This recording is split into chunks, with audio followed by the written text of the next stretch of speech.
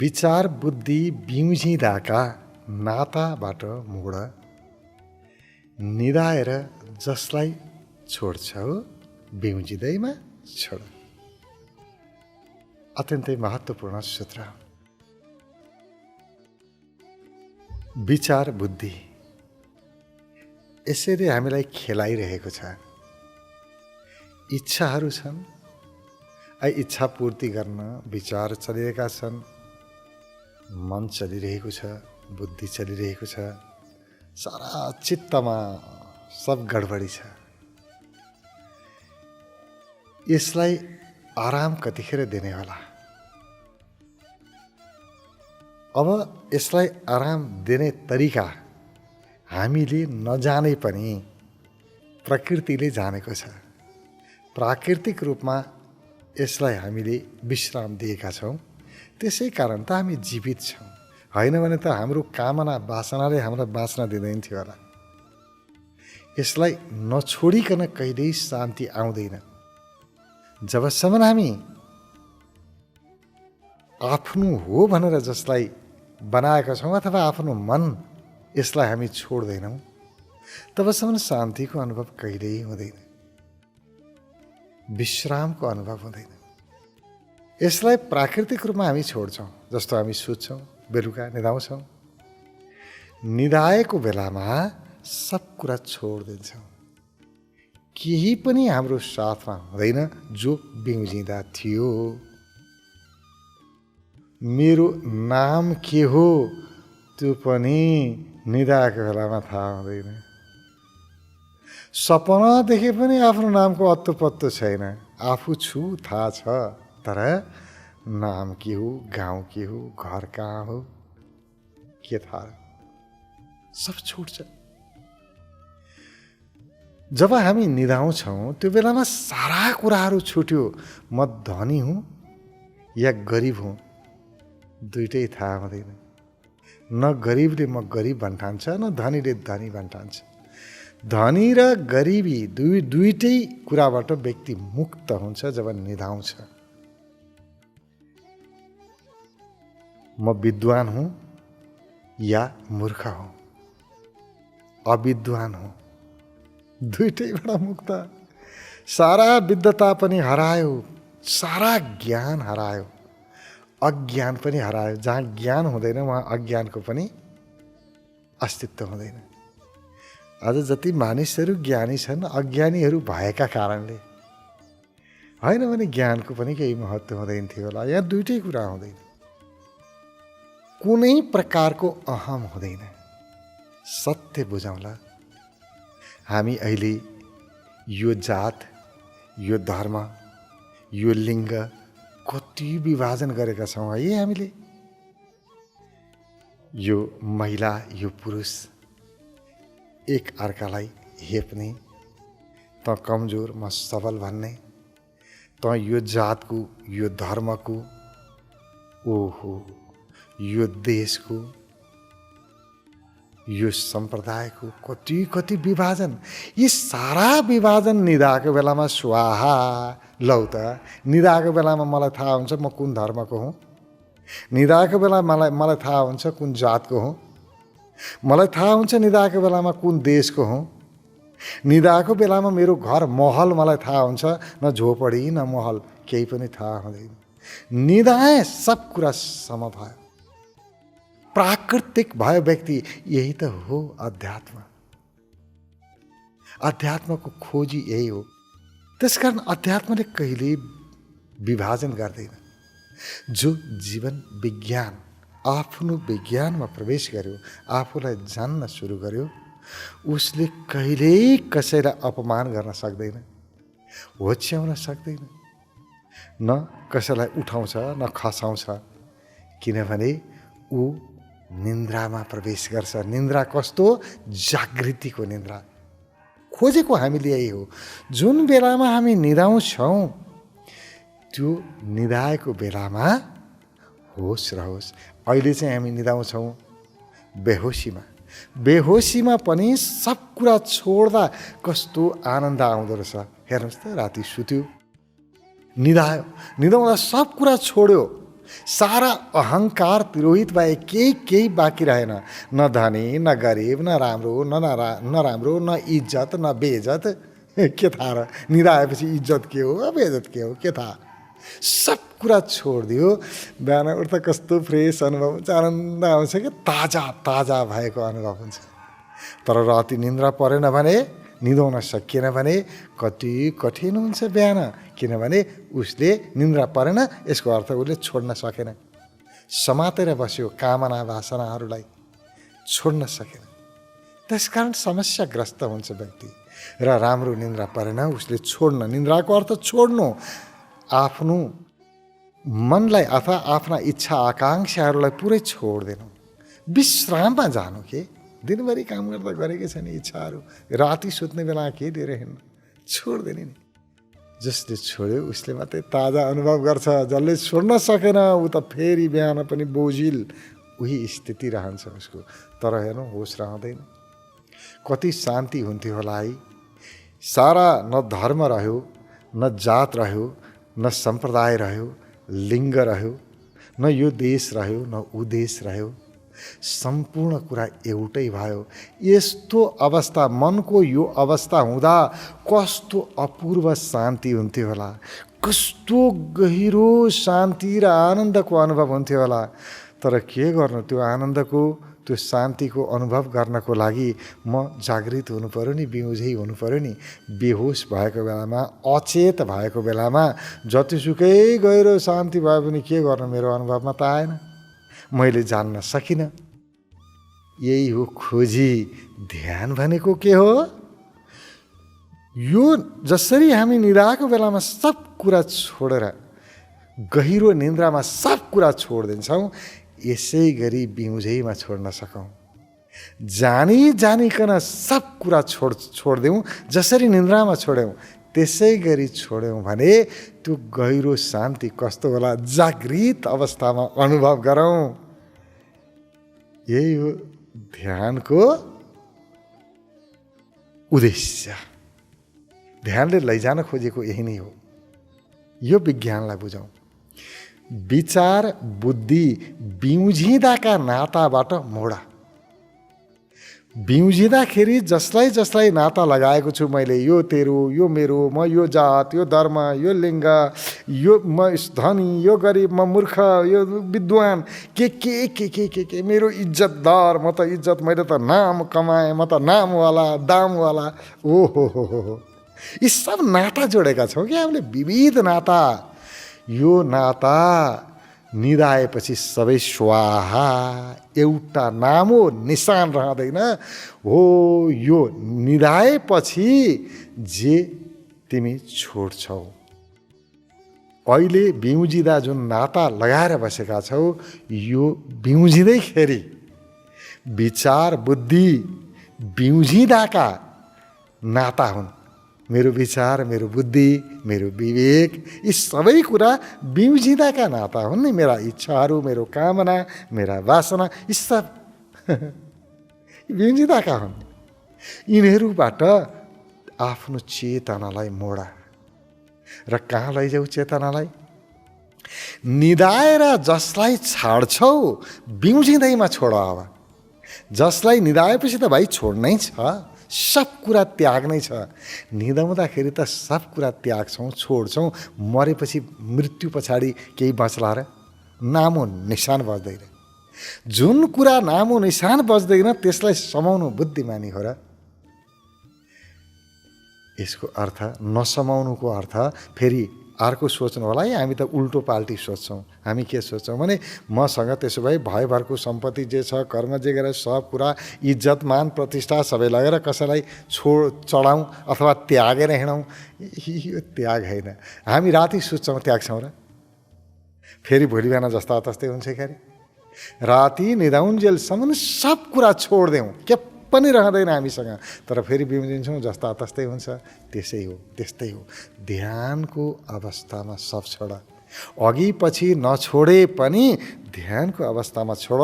त्यो गहिरो अनुभूति गर्न सक्छौ, अथवा त्यो गहिरो निन्द्रामा जे अनुभव हुन्छ अथवा निन्द्राको गहिरो शान्तिलाई अनुभव गर्न सक्छौ। त्यही हो दिव्य शान्ति।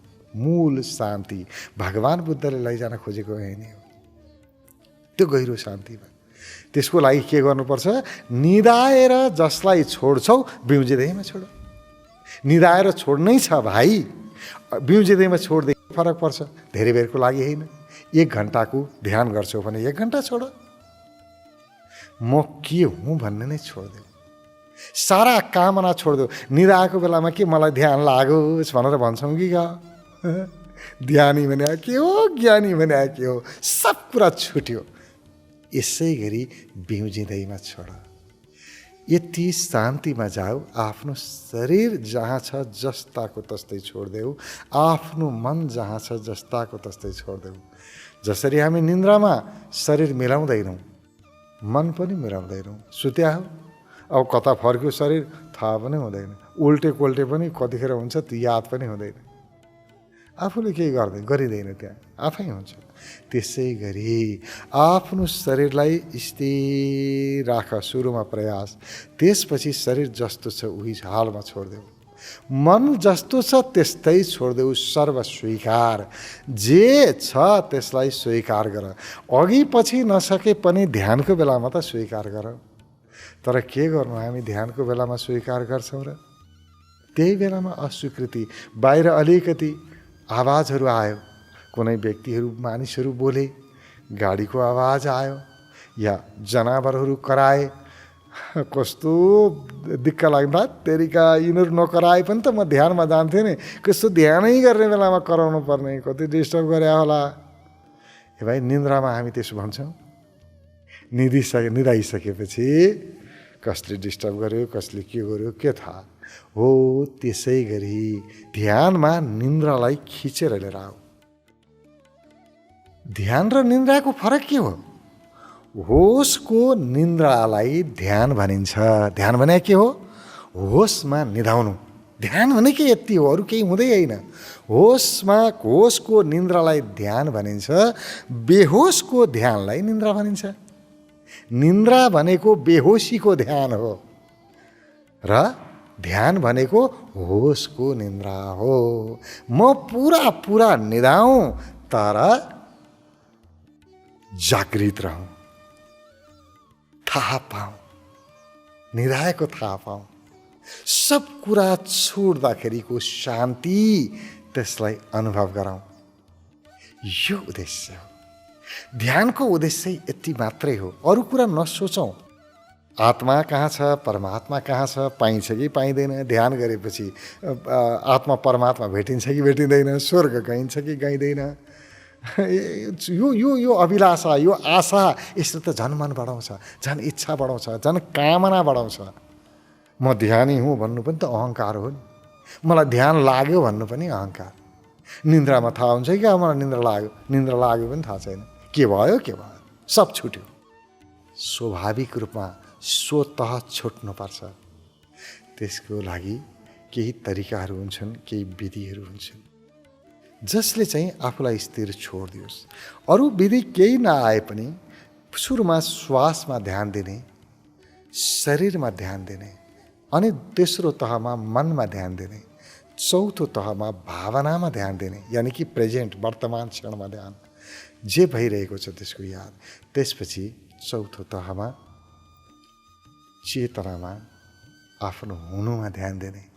हुनुमा ध्यान दिएपछि आफ्नो जुन मूल हो नि, मेरो सत्ता, मेरो हुनु, मेरो केन्द्र, यसमा ध्यान दिन सक्यौँ भने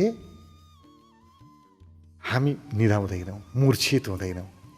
आफ्नो बोधमा स्थिर भएपछि मूर्छामा गइन्न। सब कुराको जानकारी हुन्छ र मन चल्दैन, मन पुरै निदाउँछ, किनभने हामी मनमा छैनौँ। मन भनेको चञ्चलता हो, भूत भविष्यमा दौडिरहनु हो, इच्छाहरूमा दौडिने हो। हामीले त इच्छालाई पनि छोडेर भावमा गयौँ, भावलाई पनि छोडेर भावातीत अवस्थामा गयौँ, चेतनामा। अब त्यहाँ गइसकेपछि मन हुने कुरा भएन। मन भएन, सब कुरा छुट्यो, गहिरो निन्द्रामा प्रवेश गर्यो। गहिरो निन्द्रामा जे अनुभूति हुन्छ सब छुट्छ। त्यसै गरी मनलाई छोडेर भावबाट पनि भावातीत स्थितिमा जाने बित्तिकै सम्पूर्ण कुराहरू छुट्यो। त्यो गहिरो चाहिँ निन्द्रामा गएको जस्तै स्थिति भयो र त्यो भावातीत स्थितिमा चाहिँ आफ्नो बोध भनेको ज्ञान, थाहा पाउने क्षमता। एउटा अबोध हुन्छ जसले थाहा पाउँदैन, एउटा बोध हुन्छ थाहा पाउँछ। हो, त्यो मेरो थाहा पाउने क्षमता मेरो हुनुमा बसेपछि म मूर्छित हुन्न। अब मूर्छाबाट पनि बचियो, अब चेतना निधाएन, थाहा पनि पायो र मन पनि छैन। मन छैनको अर्थ बेलुका निधाएको जस्तै पुरा निन्द्रा भयो। यो हामी सबैको उद्देश्य हो, ध्यानको उद्देश्य यही हो। यहाँ जानु छ।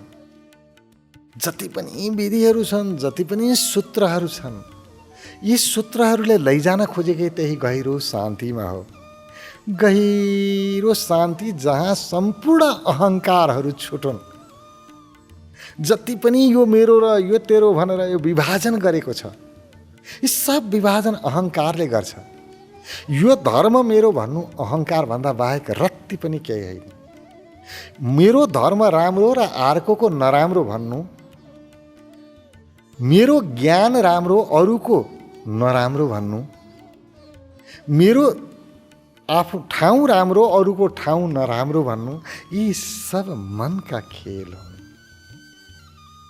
मेरो जात उच्च जात अर्कोको नीच जात, यी सब मनको खेल हो। मनबाट पारी गयो, सब ईश्वरमय भयो, सम भयो, सबै एउटै भयो। केही पनि विभाजन रहेन। त्यसैलाई त समाधि भनियो। समाधिको अर्थ सम भयो, एउटै भयो, जहाँ द्वैत रहेन। द्वैत भनेको म हुँ अनि मेरा, म र मेरा जबसम्म छन् तबसम्म द्वैत। गहिरो निन्द्रामा मेरा सब छुट्छन्, म रहन्छु तर होस रहँदैन। ध्यानमा चाहिँ के हुन्छ? मेरा सब छुट्छन्, म रहन्छु, होस रहन्छ, सजगता रहन्छ, थाहा हुन्छ कि म छु भन्ने थाहा हुन्छ।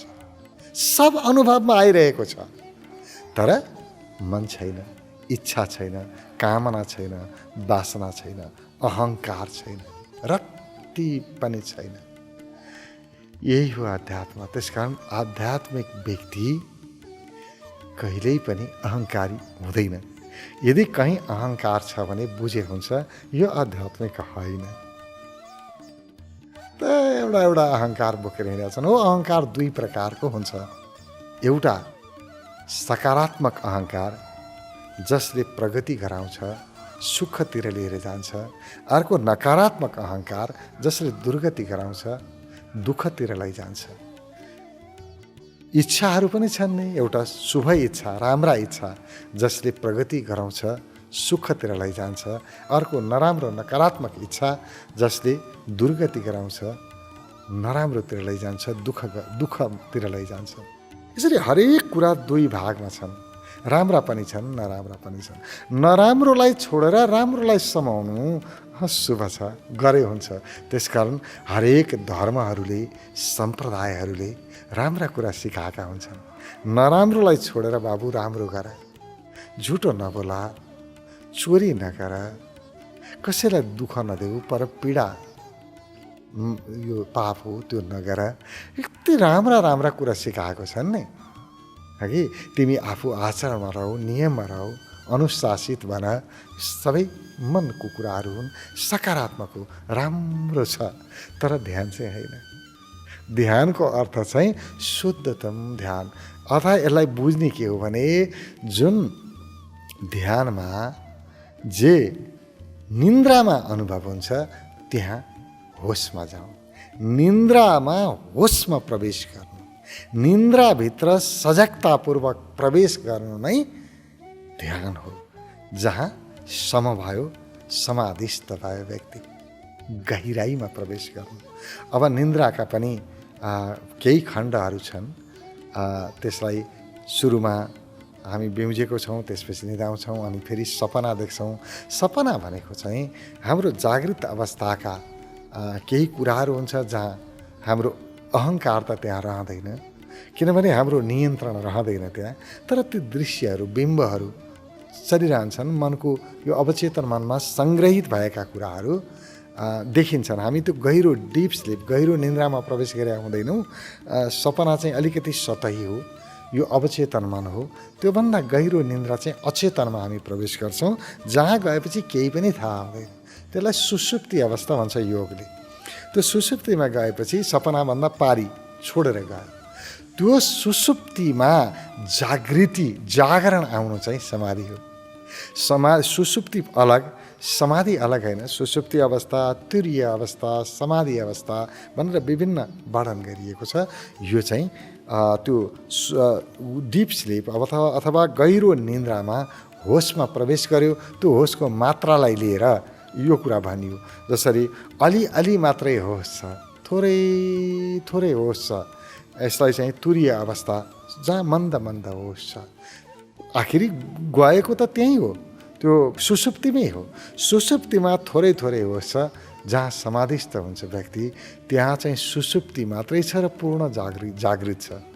निन्द्रा छ तर पूर्ण जागृति अलिकति पनि। यो अहिले बिउजेका छौँ हामीले, यहाँ त के बिउजिनु, यो बिउजाइ के बिउजाइ।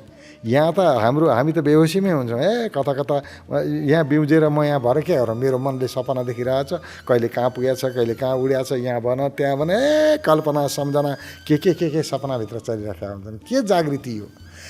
असली जागृति, जागरण के हो त्यहाँ थाहा हुन्छ। जो सुषुप्तिमा गएर जागृत भयो त्यही हो असली जागरण। त्यही हो ध्यानको अन्तिम लक्ष्य। ध्यानको लक्ष्य नै त्यो जागृति हो, जागरण हो, जहाँ पूर्ण रूपमा व्यक्ति बिउजियोस् तर कामना रहित बिउजियोस्, कामना रहित जागरण। अलिकति पनि कामना भयो भने त फेरि सपना देखिहाल्छ, त्यसलाई त जागृति भन्न मिलेन। कुनै कामना छैन, कुनै वासना छैन, अहङ्कार रत्ती पनि छैन, मन पूर्ण रूपमा स्थिर छ, मन चलेकै छैन, तर ऊ जागृत छ, बिउजै छ। अब जब मन नचल्नु भनेको निन्द्रा हो। जहाँ मन स्थिर भयो त्यसैलाई निन्द्रा भनियो। सुसुप्ति भनेकै त्यही हो, जहाँ मन सुत्यो, पुरै मन निदाउनु नै सुसुप्ति हो। तर मन निदाएर पनि जो बिउजै छ, जागृति छ, हो यो चाहिँ जागरण। यही हो होस। यो होस हामी सबैको चाहना हो, यहाँ प्रवेश गर्नु छ। त्यसको लागि नै सम्पूर्ण सूत्रहरू हुन्। जति पनि ध्यान विज्ञानमा चर्चा गरिएका सूत्रहरू छन्, आजसम्म सबै लैजान खोजेको त्यही नै हो। र त्यहाँ जानको लागि मैले अघि नै भने, छोडिदिने सबै कुरा, जेसुकै होस् सब कुरा छोडिदिने, मनलाई खाली हुन दिने, तर बोधमा बसेर मात्रै मनलाई छोड्नुपर्छ। होइन त्यत्तिकै मनलाई छोड्यौँ भने तुरुन्तै निदाइहाल्छौँ, अचेत भइहाल्छौँ, बेहोस भइहाल्छौँ फेरि, अनि काम लाग्दैन, निदाउनु त। यहाँ ध्यान गराउन बस्यो मान्छेहरू घुर्न थाल्छन्। कोही मान्छे बसेर उघ्न थाल्छन्। कसैलाई चाहिँ शवासनमा ध्यान गरायो भने ध्यान बस्न पाएको छैन, पुरै घुर्न थाल्छन् मान्छे। निन्द्रामा गइहाल्यो, अचेत भइहाल्यो। किन अचेत भयो? बोधमा गएन। बोधमा नगइकन आफूलाई छोडिदियो, मान्छे निदाइहाल्छ। बोधमा गएर अनि आफूलाई छोड्नुपर्छ। आफ्नो हुनुलाई समातेर पुरै छोडिदिने। बोधमा कसरी जाने? पहिला शरीरलाई लुज खुकुलो छोडिदिने, त्यसपछि मनलाई खुकुलो छोडिदिने। छोडेर मात्रै नबस्ने, छोडेर भित्र जानुपर्छ। जस्तो शरीरलाई पुरै खुकुलो छोडिदिनु भयो, मनमा प्रवेश गर्ने। अनि मनलाई बिस्तारै शान्त भएको, खुकुलो भएको, मन शान्त हुँदै गएको अनुभव गर्दै अनि मनलाई छोडिदिएर भावमा प्रवेश गर्ने, वर्तमानको अनुभूति गर्ने। जे अनुभव भइरहेको छ वर्तमानमा त्यो थाहा छ, तर मन चलिरहेको छैन, त्यो भावमा जाने। अनि त्यसपछि त्यो भावलाई पनि कसले जानिरहेको छ, चेतना, बोध। त्यो चेतनामा प्रवेश गर्ने, भावलाई पनि छोडिदिने, भावातीत भयो। अब त्यो चेतनामा प्रवेश गरिसकेपछि, आफ्नो बोधमा प्रवेश गरिसकेपछि चाहिँ अनि पुरै सम्पूर्ण अगाडिका कुराहरूलाई सबलाई छुट्दै बोधमा प्रवेश गरिसकेपछि अब स्थिर रहने बोधमा गएपछि कहीँ प्रवेश गर्न सकिँदैन, किनभने प्रवेश गराउँछ मनले। बोधमा पुगेपछि मन पुरै निधायो, रहेन। मन निधाइसकेपछि मेरो जागरण मात्रै बाँकी छ, सब सकियो। अब यहाँ काम गर्ने नै छैन। अनि त्यहाँबाट भित्र जान चाहिँ आफ्नो हातमा छैन। त्यो त भयो हुन्छ, नभए हुँदैन। अब त्यो आफूले गरेर हुँदैन, किनभने गर्ने भनेको कार्यकारी मन हो, इच्छा हो। अब इच्छै छैन भनेपछि के गर्नु नि, गर्ने कुरै हुँदैन। मन नरहेपछि सारा कृत्यहरू बन्द हुन्छन्। यो कृत्य बन्द भइसकेपछिको जागरण नै समाधि हो। यही ध्यानको गहिराई हो, यही दिव्य शान्ति, यही परम शान्ति हो। यो शान्ति प्राप्त गर्नु, यो शान्तिको अनुभूति गर्नु, त्यो निन्द्राभित्रको जागरणको अनुभूति, त्यो शान्तिको गहिराईलाई छुनु नै मानव जीवनको प्रमुख लक्ष्य हो। त्यो लक्ष्यको लागि हरेक व्यक्तिले काम गर्नुपर्छ, आफूभित्रको सम्पदालाई जान्नुपर्छ।